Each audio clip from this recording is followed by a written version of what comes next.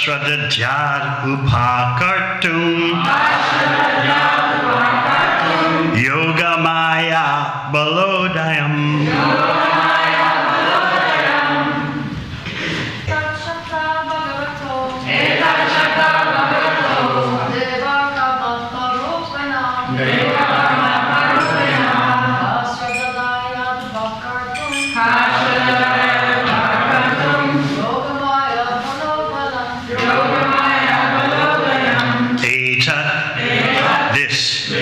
Chata, O Vidura, Bhagavata, of the Supreme Personality of Godhead.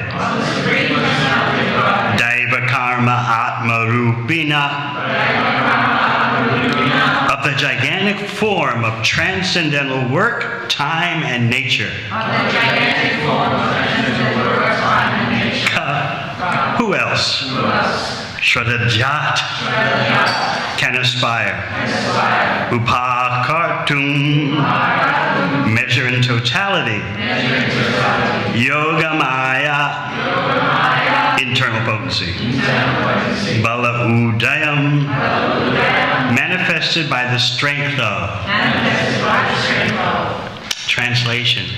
O Vidura, who can estimate or measure the transcendental time, work, and potency of the gigantic form manifested by the internal potency of the Supreme Personality of Godhead? Purport. The froggish philosophers may go on with their mental speculations on the subject matter of the Virat, the gigantic form exhibited by the Yoga Maya internal potency of the Supreme Personality of Godhead.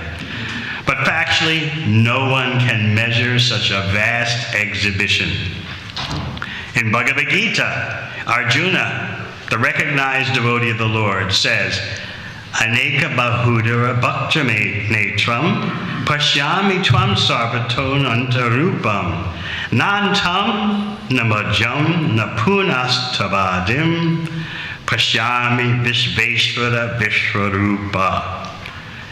O my Lord, O gigantic Vishvarupa form, O Master of the universe, I see innumerable hands, bodies, mouths, and eyes in all directions, and they're all unlimited.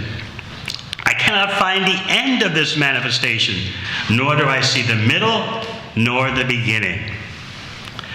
Bhagavad Gita was specifically spoken to Arjuna, and the Vishvarupa was exhibited before him at his request.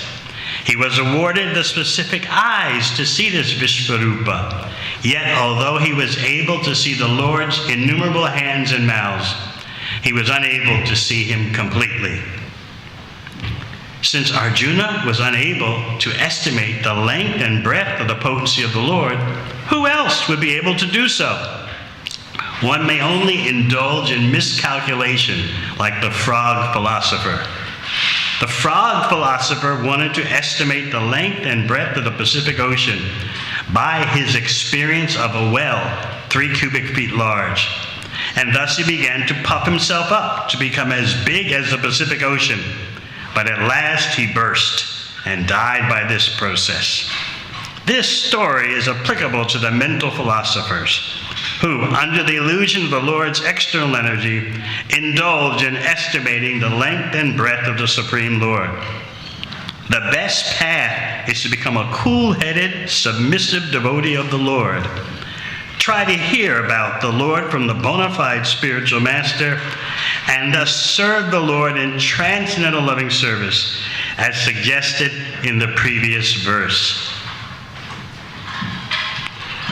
Om Agyanatimirandasya Gyananjana Shalakaya Chakshun Militang Yena Tasmai Shri Gurave Namaha. Jai Shri Krishna Chaitanya Prabhu Nityananda Shri Advaita Gadadhara Sivasati Gaura Bhakta Vrinda. Hare Krishna, Krishna Krishna, Hare Hare, Hare Rama, Rama Rama, Hare Hare. As you've probably been hearing over the weeks, the Virat Rupa, or Vishvarupa, the universal form of the Lord, is a very interesting production. as today's verse is telling us, and as repeated early in the chapter, the internal potency of the Supreme Personality of Godhead manifests this stage show, you could say, this universal form, which, as you may also remember, is not an eternal form of the Lord, but it is a production of the Lord. So in that sense, it could be said to be non-different from the Lord. The energy is non-different from the energetic source. Then again, it is different. The example I always like to remember about achintya beta beta tattva, simultaneous oneness and difference, is the example Srila Prabhupada gave about the cow and the milk. Very appropriate for New Govardhan, where there are cows and a goshala and real milk. So he said, the milk comes from the cow. Without the cow, there's no milk. Therefore, you could say the milk is the same as the cow. But if you boil the milk, you don't boil the cow. So therefore, there's difference. So, the universal form is a production emanating from the internal potency of the Lord.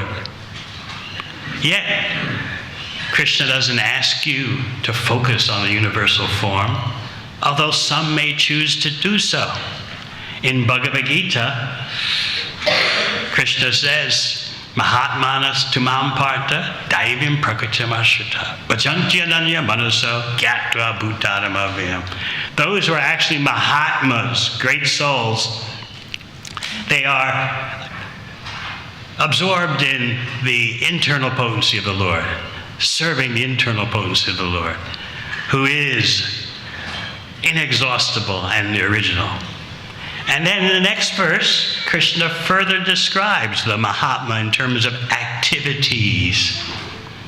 Satatam kirtayanto mam yatantascha dridhavrata. The Mahatma is always chanting my glories. And Maitreya is going to, in the next verse you'll hear tomorrow, talk about this behavior, about describing the glorification of the Lord.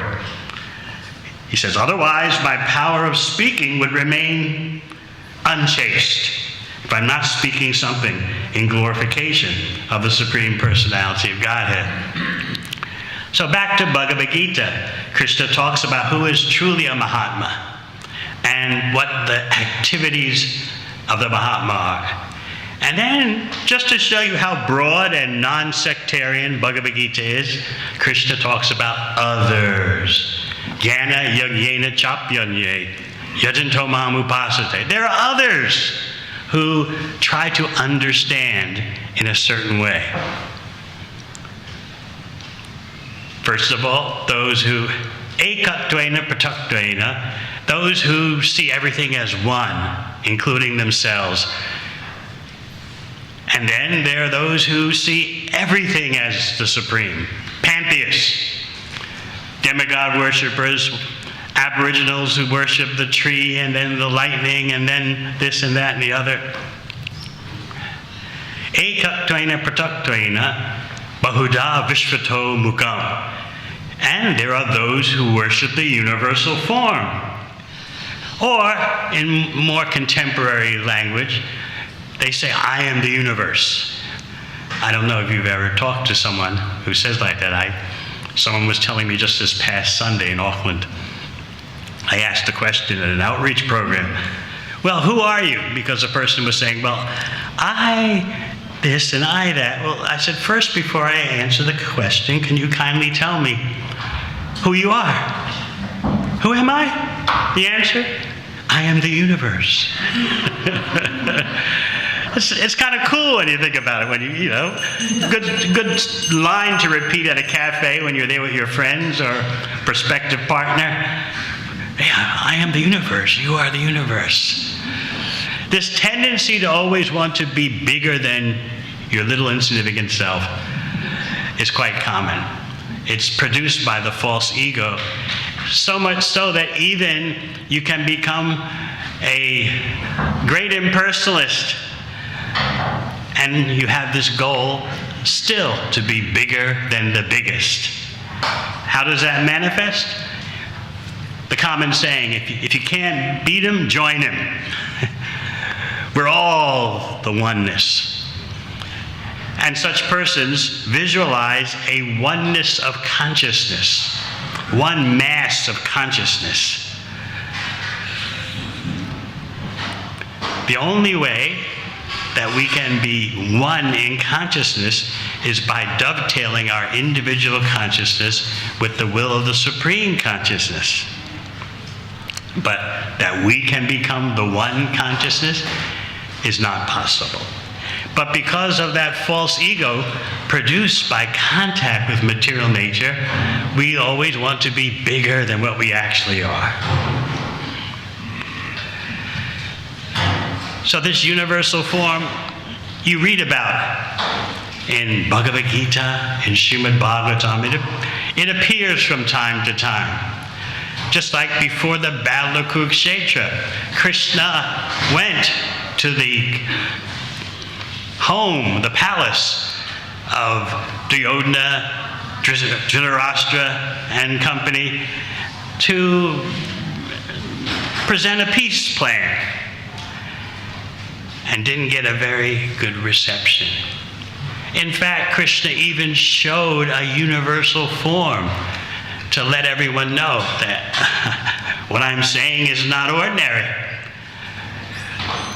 That still didn't work.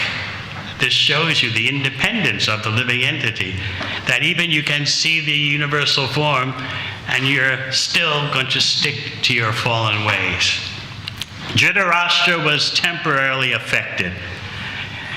His line, I like the way Prabhupada explains it.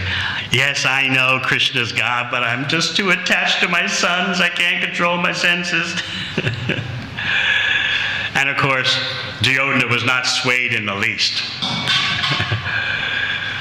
And then, of course, the universal form appeared when Mother Yashoda looked in Krishna's mouth, searching for dirt.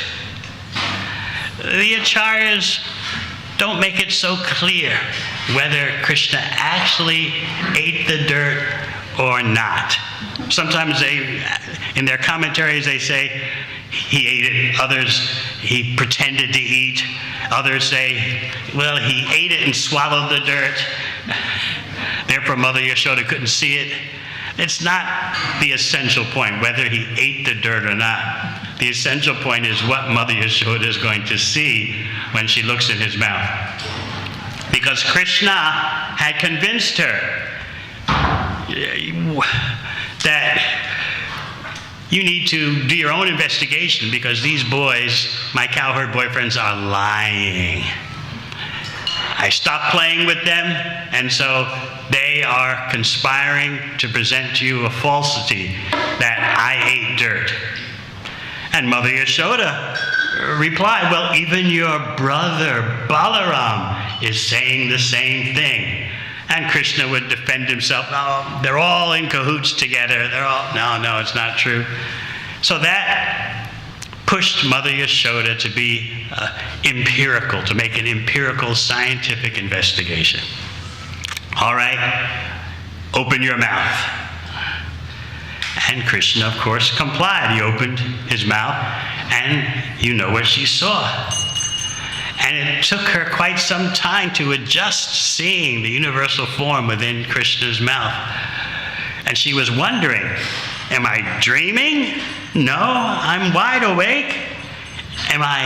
Is my mind becoming deranged? No, I'm in good health. What's going on? She couldn't make heads or tails, so to speak, of the situation. And then finally she concluded, this must be some magic done by my son. And that's when Krishna covered her over with his Yogamaya potency to stop her speculation. Because as long as she's metaphysically speculating, what is this I'm seeing? Where's the affection for Krishna? And Krishna wants her to feed him, to cuddle him. So therefore, as soon as she got too far with her mental speculation, her empirical investigation, what is this I'm looking at? Could it be this? Could it be that? Could it be my son? I don't know. Okay, the curtain of Yogamaya descended. And she said, well, whatever it is, he's just my little baby. That's the main thing. So back to Vatsalya Prem, love of Krishna in parenthood. The universal form shown by Arjuna, at Arjuna's request in Bhagavad Gita, as Krishna says, this one no one has ever seen before. So there are other appearances of the universal form in the Shastra, but Krishna told Arjuna, this one is special. No one's seen it before. It's a production, you could say a mystic production by Krishna. And it can be an authorized way of meditation for those who are averse to the two-handed personal form of the Lord. In other words, Bhagavatam has something for everyone. But in this day and age of turmoil, agitation, short living, the Shastra doesn't advise you meditate on the universal form. It advises, of course, to chant Hare Krishna. Still, the Bhagavatam contains everything, and Krishna himself, in a non-sectarian way, says, well, there are the bhaktas, and then there are others. And what do these others do? Ekatvena prataktvena. Some worship the oneness, thinking they are the ultimate. That's considered the lowest of the three categories. Others see God in everything. The rock is God, the stone is God, Indra is God, Durga is God. And still others worship the universal form, Bahuda Vishvato Mukham.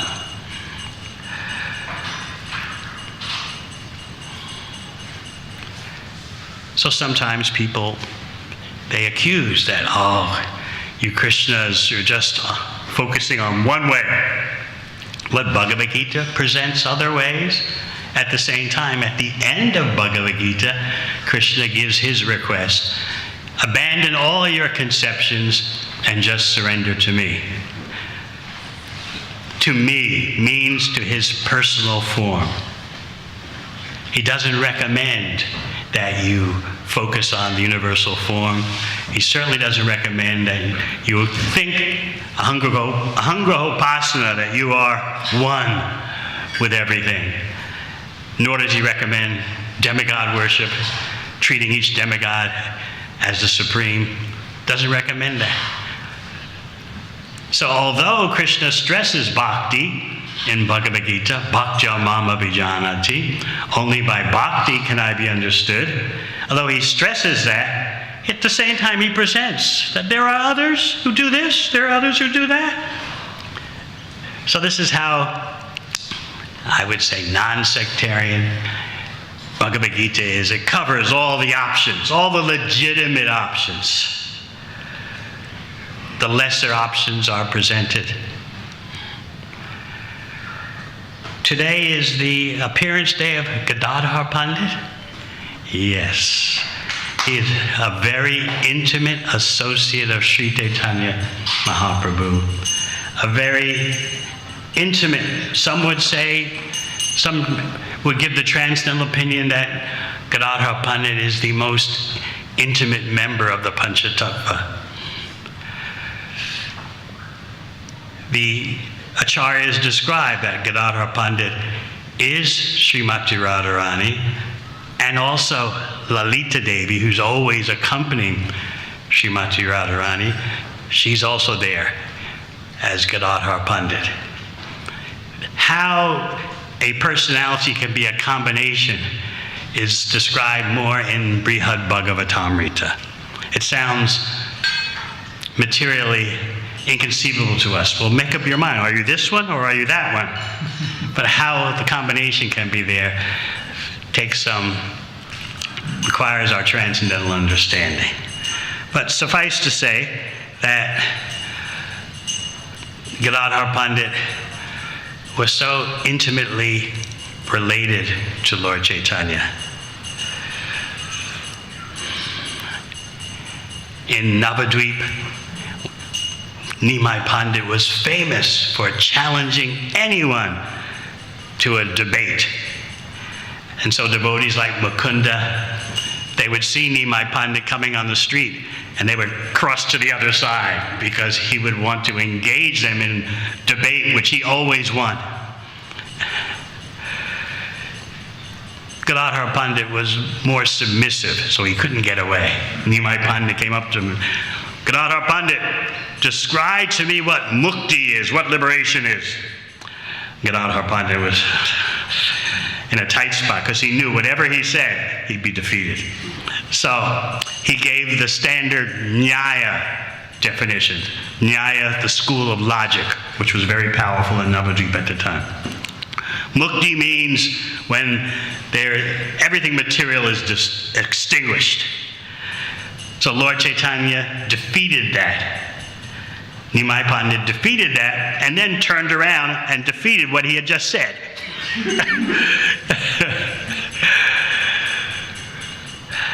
So Gadadhara Pandit and other devotees like Mukunda, they got together and prayed to Krishna. If this Nimai Pandit is so inconceivably brilliant, if he would be a devotee, how wonderful that would be.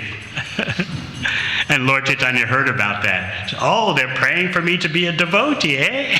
I thank them for such prayers. They'll see in time.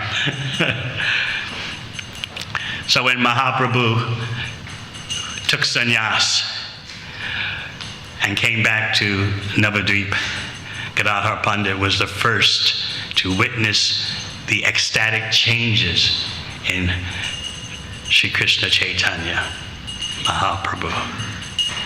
And he was such an intimate associate that he was a prime personality in the Navadvip Leela as well as in Jagannath Puri.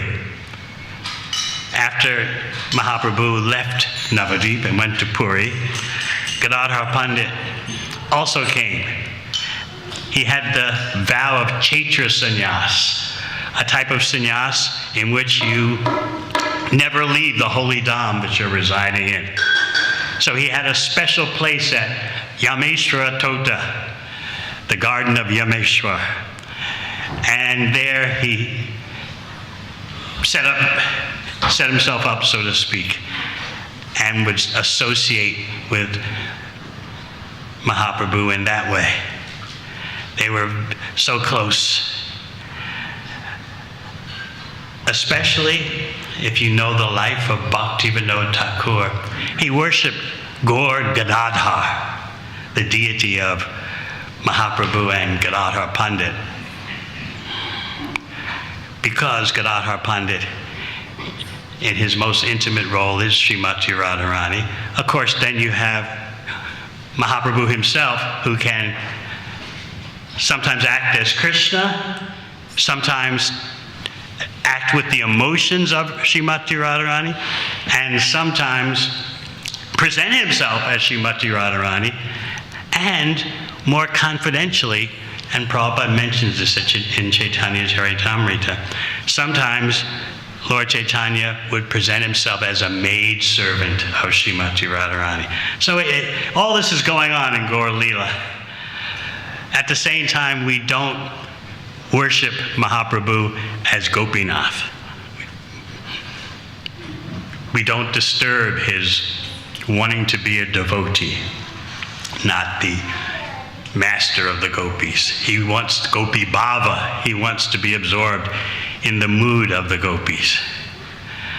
So Mahaprabhu wanted to go to Vrindavan to find Krishna. And the devotees in Puri did their best to waylay him, to just prevent his departure. Oh, you have to wait for Rath Yatra, you can't go now. Oh, you have to wait for Dol Yatra, you can't go now. They would come up with a long list of Vaishnava festivals. How can you leave when this festival hasn't happened yet? Or that festival? Finally, Mahaprabhu pleaded with him, look, please let me go to Vrindavan. And devotees transcendentally felt a little bad. We've really delayed him. We've held him back for a while now. Yes, yes, you may go.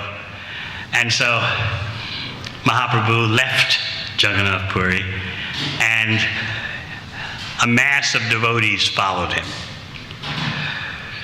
Krishnadas Kaviraj Goswami says, too many devotees to name. He says, I'm only naming the most prominent ones, but there's so many who left Puri to accompany Mahaprabhu to Vrindavan. So you might say, then Gadadhara Pandit, what did he do? He tried to leave. And you might say, well, why couldn't he be successful in leaving? He's, some say, the most intimate associate of Mahaprabhu. Why didn't he just go? He tried. But Mahaprabhu told him, go back. You have two things that should keep you in Puri.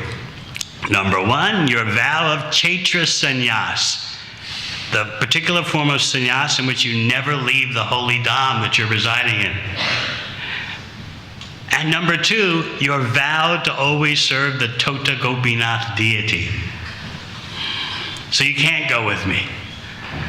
Otherwise, I would be guilty of allowing you to break your spiritual vows.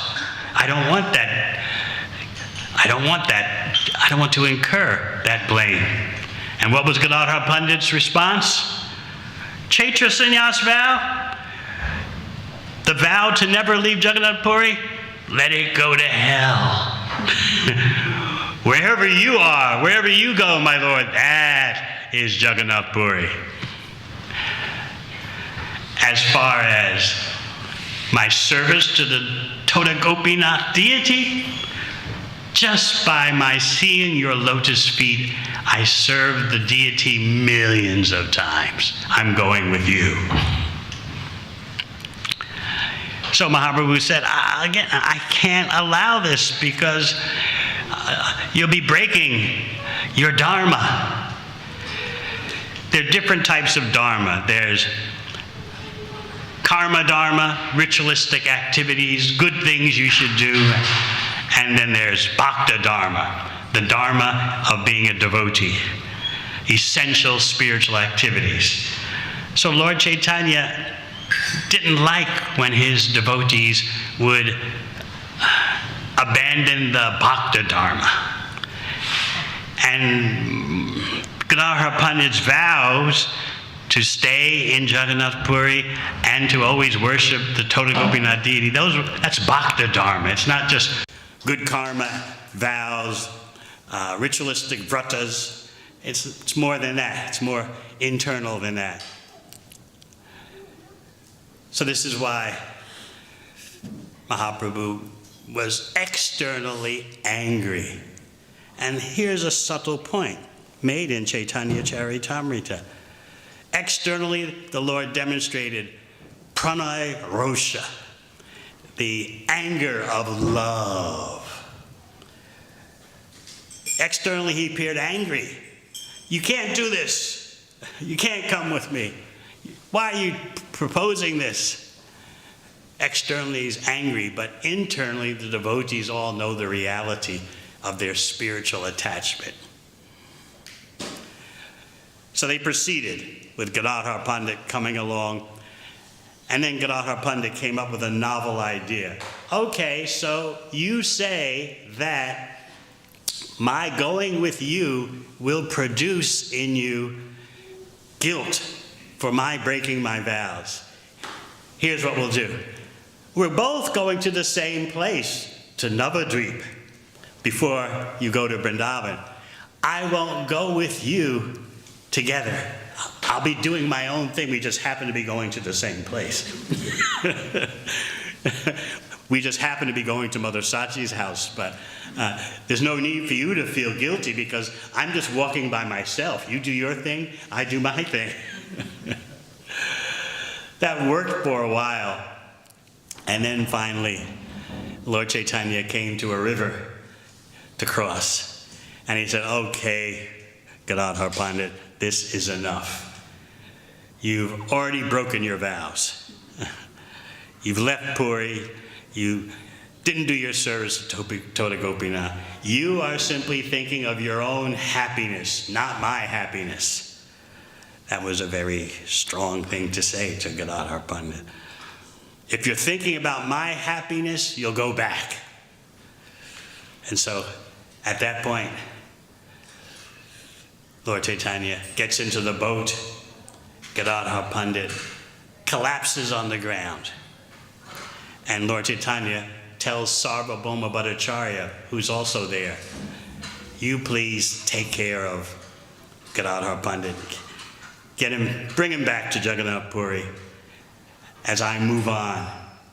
And so you get this description of Sarvabhauma Bhattacharya picking Gadadhara Pandit off the ground, who's fainted in separation, and telling him, that's the way the Leela is.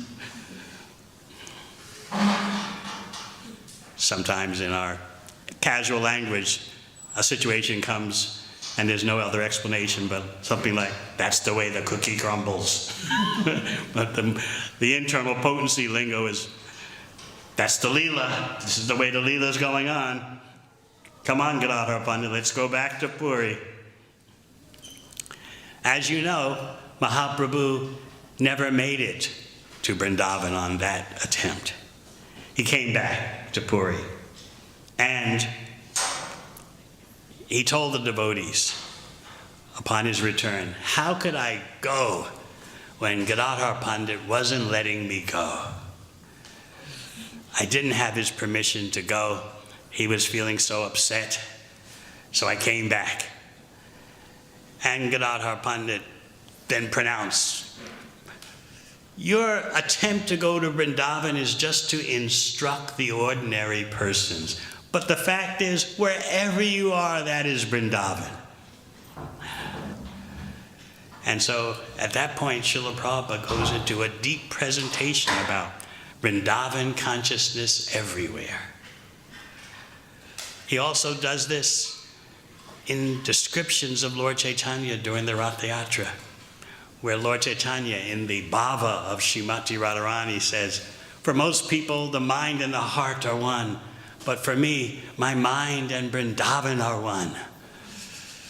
So Prabhupada explains the consciousness of Vrindavan everywhere.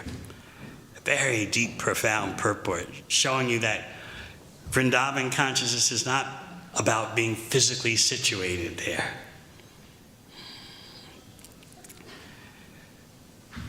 Mahaprabhu's mind and Vrindavan are one because in his mind, the pastimes of Vrindavan are constantly taking place.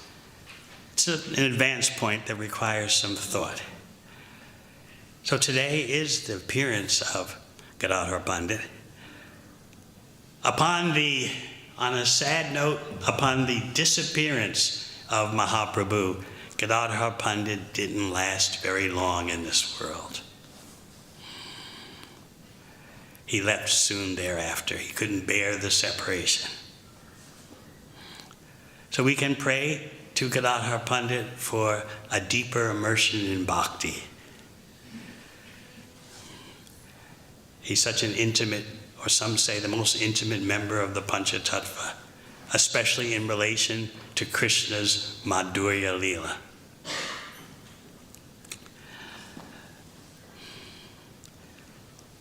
Any questions?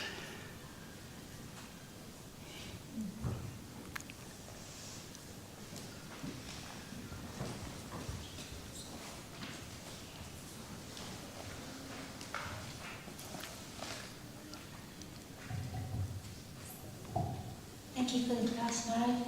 You were mentioning about how the universal form was shown to Arjuna, and it said that also the sages from other planets, some of them were able to see. So you also mentioned about even if one sees the universal form, one still has the choice whether to believe or that Krishna is the supreme. So for us, we are very fortunate by Prabhupada's mercy to be at the temple and see the deities, be with the devotees. But we also have that choice. So how do we get that deeper conviction that even though we are seeing the deity, we are serving the Lord, we are amongst devotees, that it doesn't necessarily mean that we will believe that Krishna is God, as some people may say. This is why daily sadhana is so important. We should never think that without daily sadhana we'll be able to maintain whatever transcendental position we may have. We can't maintain our perch, so to speak, without the daily practices of bhakti. So sometimes you have what you think is a great day. Oh, I came before the deities, looking at them was so wonderful. And then you slack off a bit in terms of your bhakti practices. And then you pick yourself up again. Steadiness impresses Krishna. And that steadiness in bhakti is the gateway to raga bhakti, spontaneous practice of devotional service. But without steadiness, we'll never get there.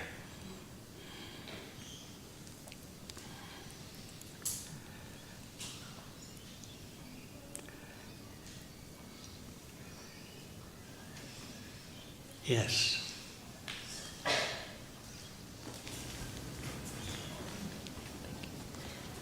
Dear Guru Maharaj.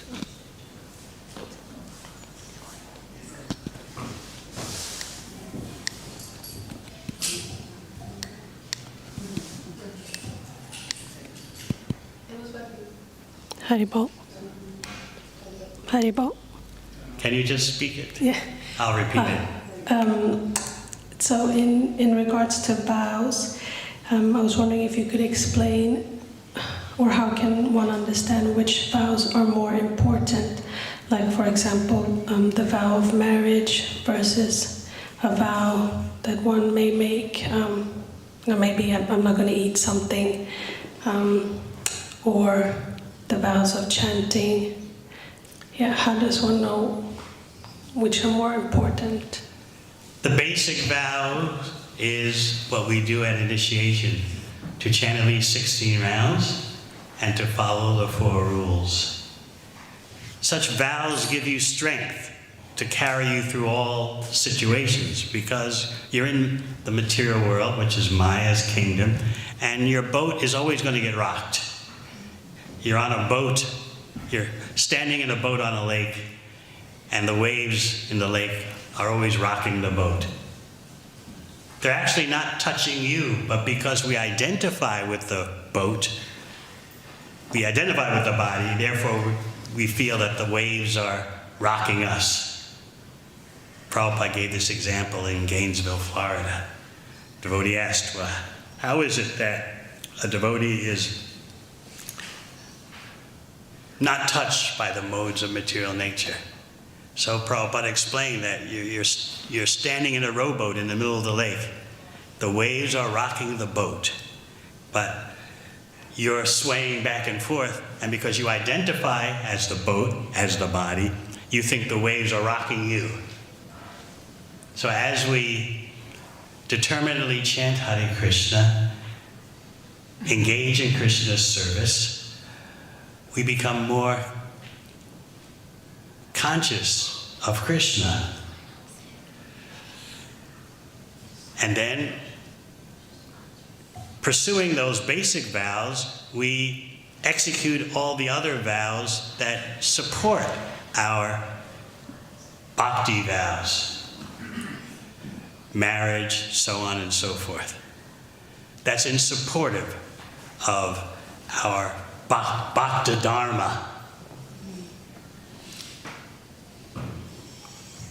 But the most important thing in this age of Kali is to chant Hare Krishna.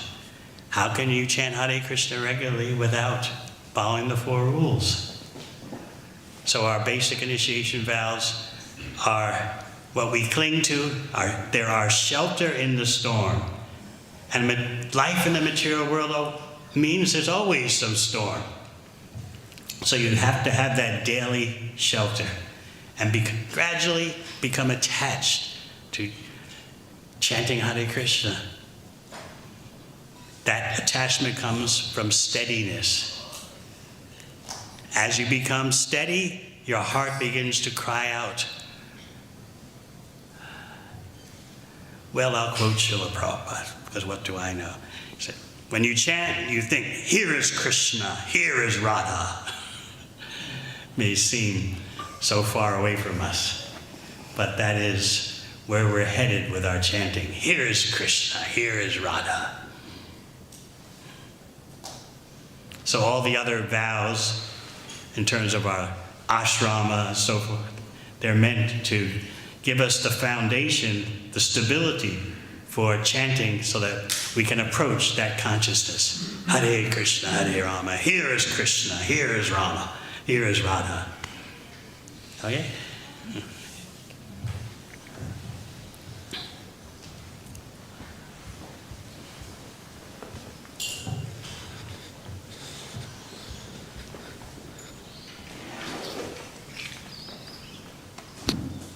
Hare Krishna, Gurudev, you were speaking about Krishna's non-sectarian presentation of the different modes and belief systems which people inculcate into their lives, and we in Krishna consciousness especially taking on Prabhupada's perhaps the cutting approach of just everything except being a devotee is just not the practice, and we may look down on every sort of practice and think we are superior.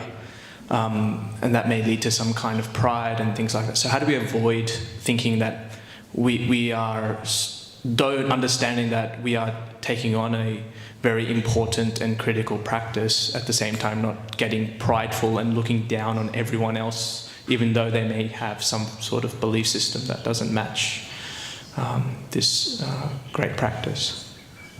First of all, bhakti is not a belief system.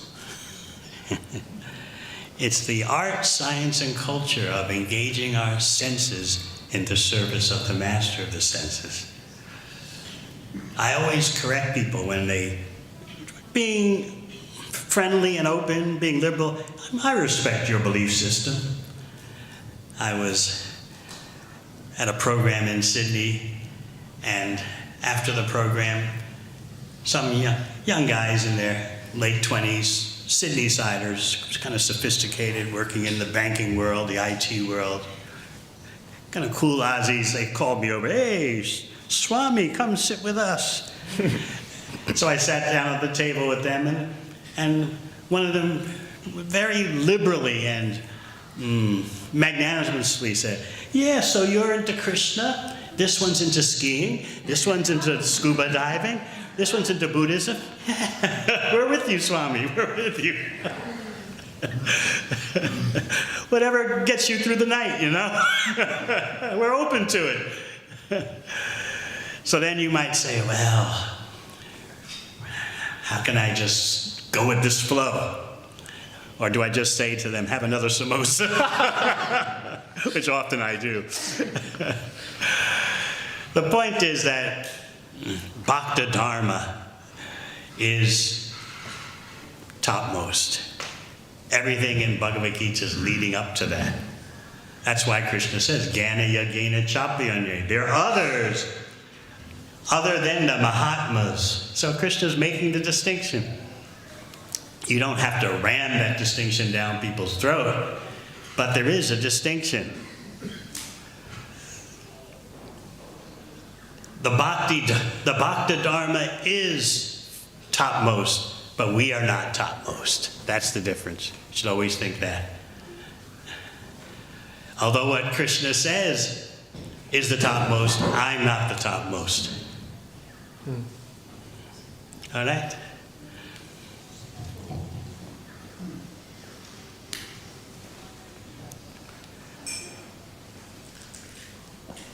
Yeah.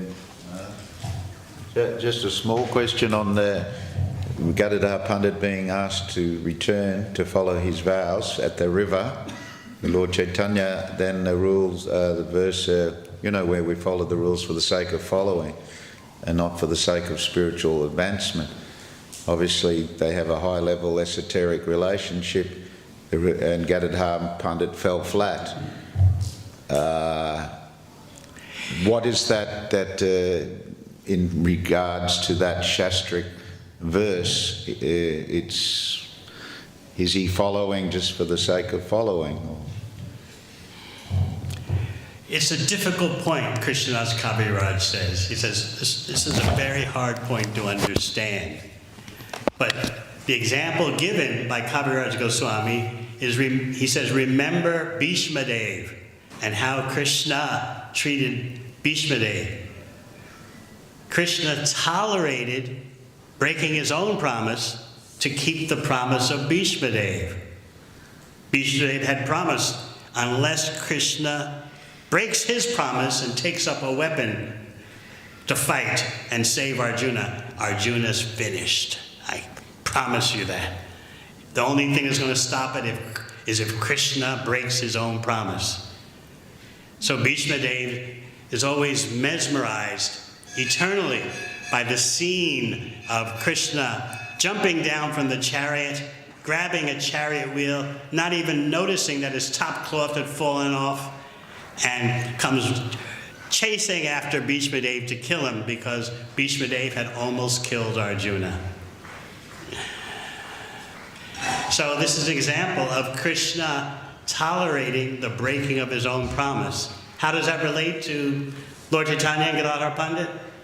Lord Chaitanya tolerated separation from Gadadhara Pandit just to keep Gadadhara Pandit's promises intact.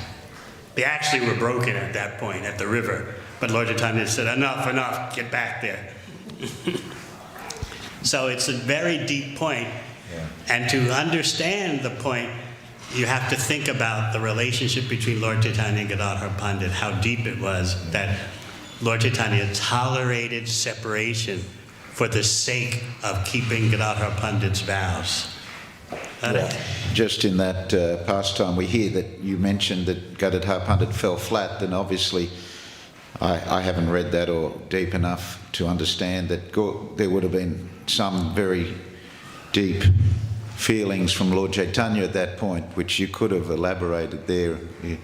I'm not saying you should have, I'm just saying I don't understand that bit, you know. Yes, and I told you that what Kaviraj Goswami says is a difficult point to understand, the depths of the situation.